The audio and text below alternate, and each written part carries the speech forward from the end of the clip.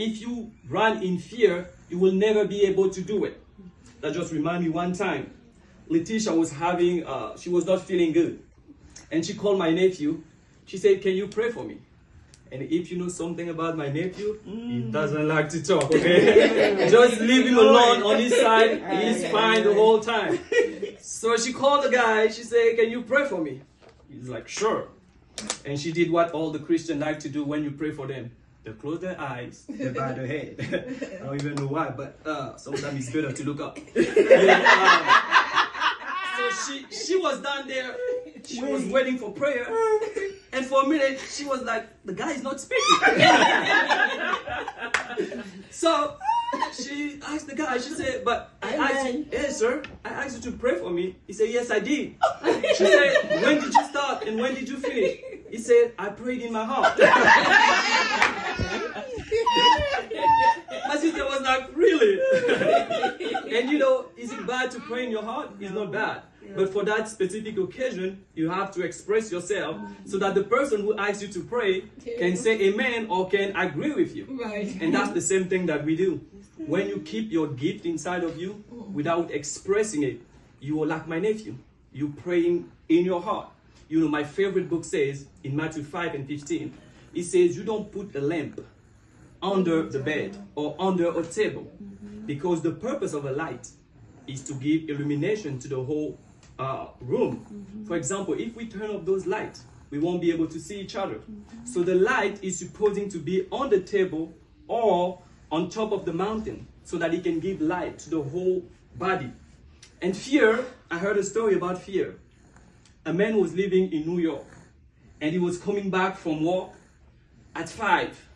Anytime he was coming back from work, there was a dog, the dog of his neighbor, coming after him, barking all the time. And the guy was running away. And he was waiting for the dog to go home so that he can pass. Or he had to wait for the dog to be distracted and run and pass. One day he decided, you know what? I'm going to deal with that dog. Today, it's going to be him and I. And you know, in French, we have a word which says, aujourd'hui, un cadavre va mourir. In English, it means today, there's a day that will die. So the guy was coming after a hard, job day. And sure enough, the dog was there. And he said, today is your day. He picked up the rock. The dog is coming, barking. The guy come after the dog. And he goes like this, and the dog opened the mouth. He had no teeth. So, and that's what fear is. It's a dog without teeth. Cannot do anything to you. But if you let him take advantage of you, he's going to take advantage of you. What are you passionate about? For example, me, I'm passionate about helping people. I'm passionate about strengthening people. I like to see people happy. And one of my precious gifts is to teach, to give clarity. I remember when I was in high school, back in Gabon, in my country, I will explain some courses to my friend. And my friend would tell me, the way you explain was better than the teacher. Because I have that ability to bring clarity to the matter that I know. How about you? What are you passionate about? Is it cooking, like my sister? Cook and do your best. Is it singing? Is it sport? Give yourself into what you know best to do. Somebody say, I will do it.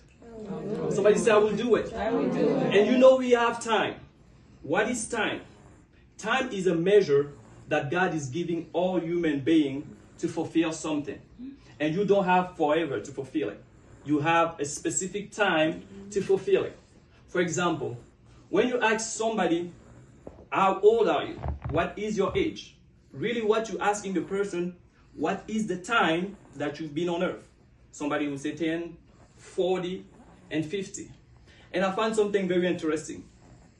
English language is the only language that do not know how to ask the question of an age. For example, in French, when you want to know somebody's age, you say, ¿Quel âge as-tu? In Spanish, ¿Cuántos años tienes? In Spanish, in Chinese, anybody want to help me on Chinese? I